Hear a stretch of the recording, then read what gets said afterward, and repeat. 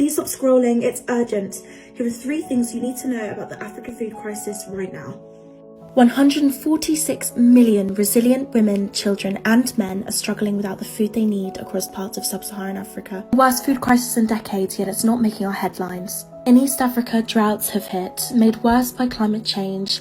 This has left lands bone dry. Crops can't grow and livestock are dying. People are at breaking point.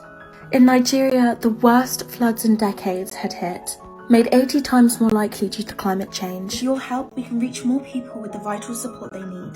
Please share this video and raise awareness today. Putin announced this week that Russia will begin using the Chinese yuan for international payments instead of the dollar. Saudi Arabia is also in talks with Beijing to do the same thing. Speaking of Saudi Arabia, meanwhile, they are in talks with Iran as well to consider an economic alliance with China and Russia.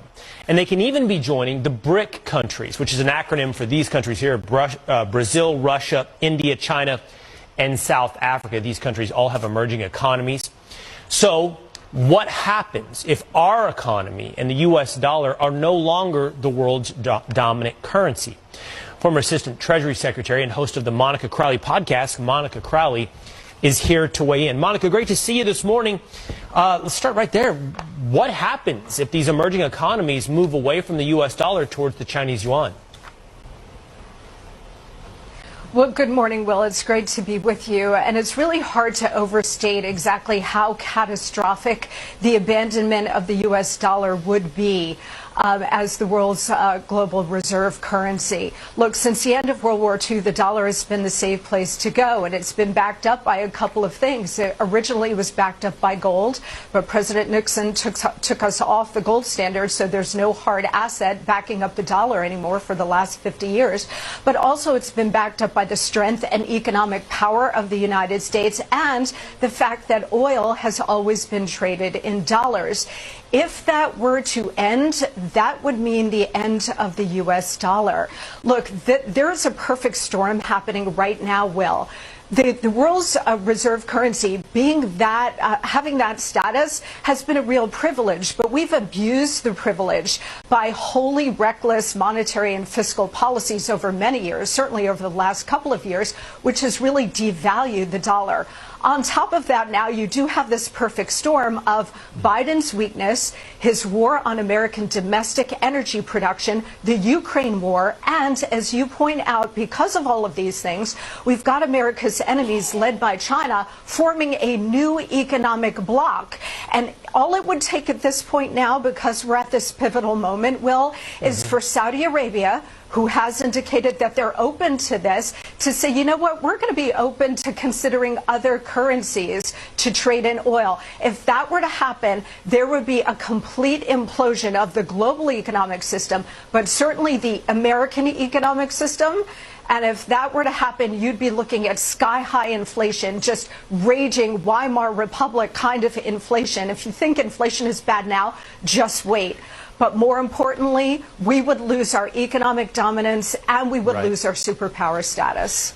Monica, the world's reserve currency, you said it's a privilege for the United States for the dollar to have been the world's currency. How does that relate to each individual American? How has that changed or impacted or improved our lives throughout the last several decades?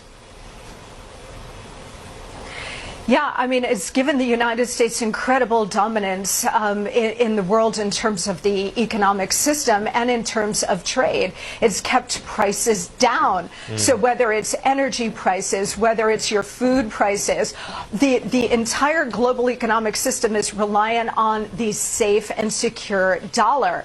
But that is no longer true, again, because we've been printing money like crazy and devalued the power of the dollar and the value of the dollar. But on top of it now, again, oil is the critical linchpin of this. If Saudi Arabia decides to join with America's enemies here and start trading oil in different currencies, that is going to undermine the entire global economic system. And here at home, you know what it's going to mean for us? It's going to mean raging inflation, so much worse than anything we have ever experienced, Will. And I'll tell you, they're setting it up so that they can then come to the rescue by introducing central bank digital currencies. fees. If they were to do that, and the United States already has a pilot program, that means the loss of your individual economic freedom, because the government will have total access and control of everything you buy and sell, and the ability to turn it off like that. Ominous warning. I hear you. Saudi Arabia is the tipping point. Oil trading in dollars is the tipping point. Project X. This ain't what you want.